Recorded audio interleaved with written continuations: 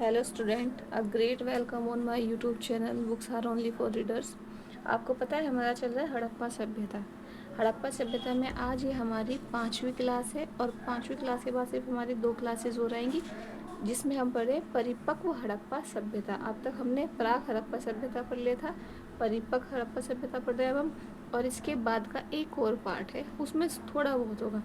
ये जो क्लास है आपकी, ये आपकी यूपीएससी, यूपीपीसीएस और स्टेट लेवल के जितने भी एग्ज़ाम है उनमें जितने छोटे छोटे माइनर से लेकर सारे क्वेश्चन सब इसके अंदर है। अगर आप 10th और 12th क्लास में भी है तो यहाँ से आपका बहुत इम्पोर्टेंट रोल यहाँ पर आ जाता है।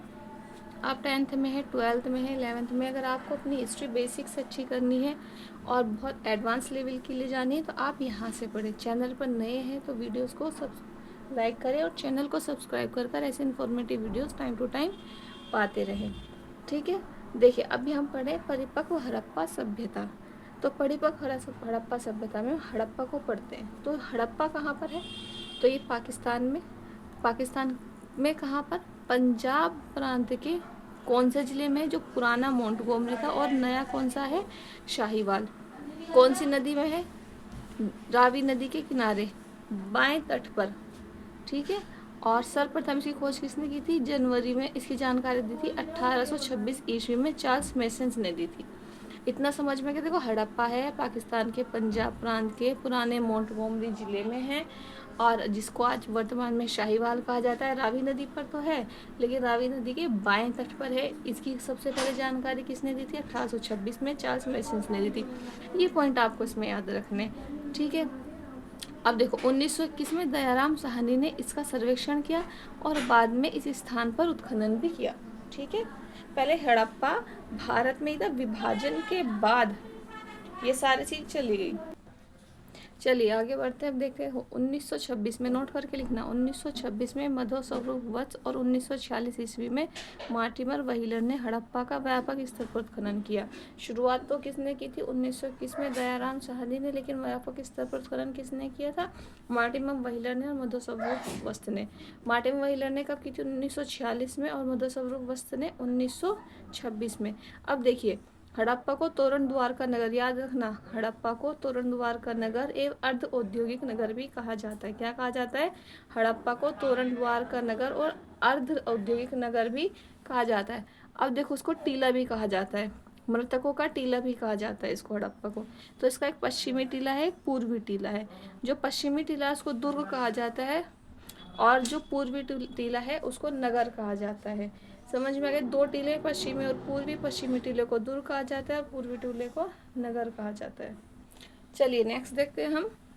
अब देखो जो हड़प्पा है उसके आवास क्षेत्र में, आवास में ये घर है, इसके दक्षिणी हिस्से में एक कब्रिस्तान है। इस कब्रिस्तान का क्या नाम है? R37 कब्रिस्तान एच इसका नाम दिया गया है, जिसका उत्खनन किसने किया था? JM कैन्योन ने किया। शव कास्ट पेटी का मिली है जो देवदार की लकड़ी की बनी है। जो सबसे ज़्यादा इम्पोर्टेंट क्वेश्चन है वो यह है कि अगर यहाँ के लोगों में कोई बीमारी मिली है तो वो क्या है? तो यहाँ के लोगों में गठिया और जोड़ों के दर्द की बीमारी अधिक पाई गई है। किसकी? गठिया और जोड़ों के दर्द की बीमारी। अब देखो यहाँ तुम इसको नोट कर लेना, पिग्गट ने हड़प्पा और मोहनजोदड़ो दोनों को क्या कहा है? सिंधु सभ्यता की जुड़वा राजधानी कहा है। हड़प्पा या मोहनजोदड़ो के बीच की दूरी कितनी है? 640 किलोमीटर। समझ गए? कमेंट करके बताया करो आपको कितना अच्छा लगा है, कितना नहीं, और चैनल को सब्सक्राइब ज़रूर किया करें। देखो गढ़ भाग के उत्तर में एक अन्य टीला है जिसे माउंट एफ कहा गया है। गढ़ जो पश्चिमी और पूर्वी भाग है उनमें जो गढ़ है हमारा, उसके ऊपर एक और टीला से माउंट एफ कहा गया है। हड़प्पा से सबसे मिला जो सबसे विशाल निर्मित चीज़ें हुआ 6 की पंक्तियों में निर्मित कुल 12 अन्नागार है। कितने? 12। जो ये अन्नागार है ना, ये लोथल का जो गोदीबाड़ा है उसके बाद सबसे विशाल है और अन्नागार के पश्चिमी द्वार के पास है। इसे व्हीलर ने शास्त्रागार परिसर कहा गया है। आई होप को आपको इतना समझ में आया होगा। ये परिपक्व हड़प्पा सभ्यता हमारी जितनी है उसके अंदर देखो अभी हम हड़प्पा पढ़ रहे हैं बस, फिर हम पढ़ेंगे मोहनजोदड़ो, लोथल, जितने इसके क्षेत्र हैं इनमें जो बड़ा है सिर्फ वो हड़प्पा है और मोहनजोदाड़ो है। उसके बाद लोथल के 7-8 पॉइंट और धोलावीरा के 7-8 पॉइंट, कालीबंगा के 7-8 पॉइंट। ये सारी चीज़ें 2-4 पॉइंट में आपकी सारी ख़त्म, ये चैप्टर पूरा हो जाएगा। बस ये 5th और 6th क्लास आपकी और 7th 2 और लगेंगे, लेकिन आपका कंटेंट बहुत मजबूत हो जाएगा। चलिए यहाँ देखिए, हड़प्पा के सभी घरों में शौचालय के अवशेष मिले हैं। किसके मिले हैं? शौचालय के। और ऋग्वेद में हरियूपिया का जो समीकरण है हड़प्पा से किया गया है। ठीक है, इतना हमने हड़प्पा के बारे में पढ़ लिया। अब यहाँ से जो अवशेष मिले हैं वो क्या, ये ज़रूर है, इनको आपको एक बार पढ़ना पड़े, 2 बार, 4 बार, 6 बार, देखो पढ़ना तो पड़ेगा, बिना पढ़े तो कुछ नहीं मिलता कभी किसी को। तो देखो, मजदूरों के लिए बैरक मिले हैं, पीतल की इक्का गाड़ी मिली है, मुद्रा पर पैर में सांप दबाए गरुड़ का चित्रण किया गया है, स्त्री के गर्भ से निकले हुए पौधों वाली मरण मूर्ति मिली है, मार्शल ने इसे पृथ्वी माता कहा है। देखो ये भी याद रखना, पीसीएस में चीज़ें बहुत पूछ ली जाती हैं। नरकबंद प्रस्तर यानी पुरुष के धड़ की पाषाण मूर्ति मिली है। कौन सी? पाषाण मूर्ति मिली है हड़प्पा में, याद रखना। ईंटों के वृत्ताकार चबूतरे मिले हैं, 2 पाषाण मूर्ति मिली है, लाल पत्थर की मानव मूर्ति है, काले पत्थर की नर्तकी की मूर्ति। इंपॉर्टेंट है, घुमा के क्वेश्चन पूछ लेगा कि जो पुरुष की है उसको कर देगा लाल रंग की और जो महिला की है उसको कर देगा दूसरे रंग की। गेहूं तथा जौ के दाने मिले हैं, एक बर्तन पर मछुआरों का चित्र, शंख का बना बैल मिला है, दूसर पाषाण की पुरुष नर्तक आकृति, तांबे की मानविकृत आकृति, ये सारी चीज़ें मिली है, इनको ध्यान रखिए। अभी हम पढ़ेंगे इनके प्रसाधन और मंजूषा यानी पहनने ओढ़ने में किस चीज़ का इस्तेमाल करते थे।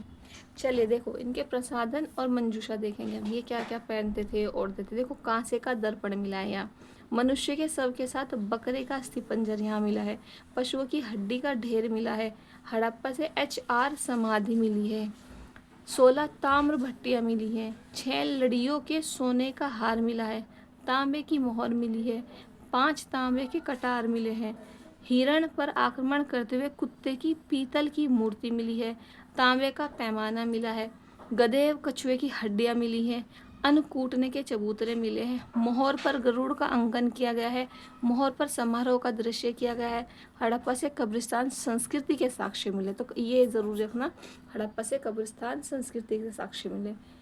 देखो ये जितना है, एक एक पॉइंट आपको यहाँ पर मिला है, एक एक चीज़ आपको मिलेगी। अगर आप अच्छे से पढ़ के जाएंगे ना, कोई भी सवाल आपका अधूरा नहीं रहेगा और इससे बाहर भी नहीं आएगा। कितना बाहर आएगा जब हम सारा पढ़ के जाएंगे। जो सब्जेक्ट है हमारे, हिस्ट्री है, ज्योग्राफी है, पॉलिटी है, कहाँ तक भागेंगे हम इनसे। लो भाई, तुम्हें ही पढ़ देंगे एक बार। तो जहाँ तक मैं आपसे कहूँगी, इसको अच्छे से पढ़ना, सपोर्ट करो मुझे भी, और चैनल को सब्सक्राइब करो, वीडियोस को लाइक करें। आपका सब्सक्राइब करने में कुछ नहीं जाता है, 1 रुपया भी नहीं, प्लीज़ सब्सक्राइब कीजिए। Thank you. कमेंट करके बताएं कैसी लगी वीडियो।